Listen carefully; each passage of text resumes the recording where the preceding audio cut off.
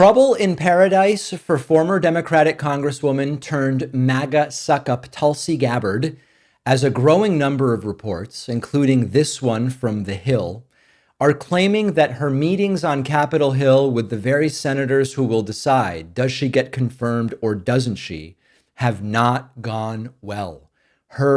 We might be able to say that her trip through the halls of Congress was about as smooth as a pogo stick ride over a minefield. And as she met with senators last week, word spread very quickly that her so-called wooing of lawmakers looked a lot more like a stand-up comic bombing on open mic night. Senators, senatorial aides, basically anyone with functioning ears and eyes, seemed to find Tulsi's charm offensive, neither charming nor particularly offensive. It was all just sort of sad.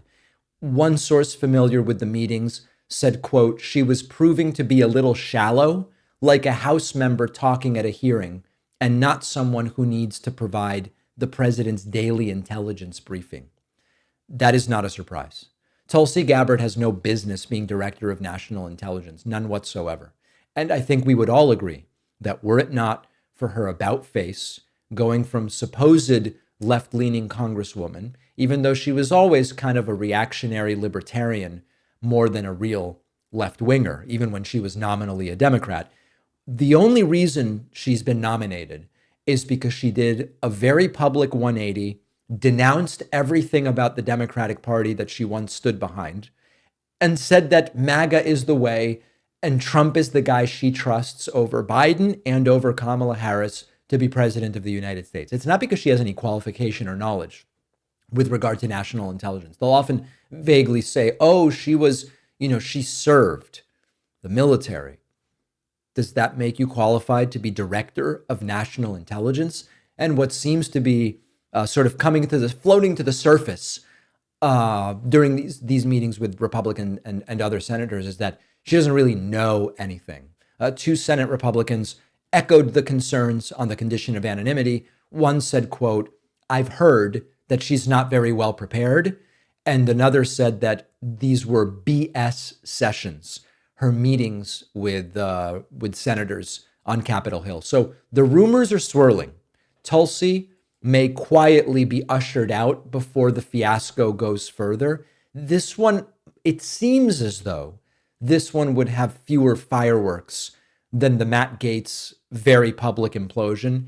Gaetz had problems that were of a different kind of caliber than Tulsi Gabbard. Gaetz's problem was endless allegations of statutory rape and sex trafficking of underage women across state lines, crazy stuff. And it just was publicly clear this guy can't get confirmed. The Tulsi Gabbard thing is taking on a little bit of a different atmosphere because it's senators meeting with her, seemingly going in with an open mind, not going in kind of like the public stuff about her is so bad we can't possibly vote for her, like with Gaetz. They're meeting her with a relatively open mind and then saying, she doesn't seem to know anything. She doesn't seem to be prepared. She doesn't seem to be taking this seriously because she's probably not. She wants to be at the UFC fights with Trump like she was some weeks ago. She wants to be part of the inner circle. That's all that this is really about. And we all know she would never be nominated as DNI if she were still a Democrat and this were a Democratic president building his or her cabinet, because she simply isn't qualified. My hope is that she quietly steps back, withdraws, and that maybe we can get someone at least more qualified. Although remember, with Trump, the replacements are often just as bad. When Gaetz bailed and Trump replaced Gaetz with Bondi, it's a disaster.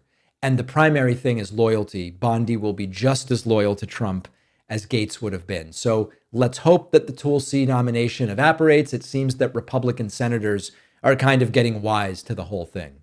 There are two big problems with the cheap plastic disposable razors. 2/3 of people have skin irritation, and then over 2 billion plastic razors enter our landfills in the United States alone. Now, our sponsor, Henson Shaving, solves both problems.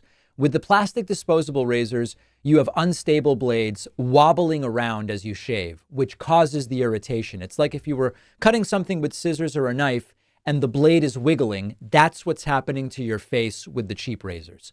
So here's the solution. Razors produced by Henson have a blade that extends only 0.0013 inches past the shave plane. And that means no blade movement, more comfort before and after shaving. This is something only Henson can offer because of their precision manufacturing shop that also makes aerospace parts. Plus, the only part that you replace is the blade itself. The razor will last you a lifetime. Better for your wallet, much better for the planet. It's time to say no to subscriptions and yes to a razor that will last you a lifetime. Go to hensonshaving.com/DavidP to pick the razor for you and use code DavidP to get a free shave cream with your razor. Just remember to add the shave cream to your cart. The link is in the description.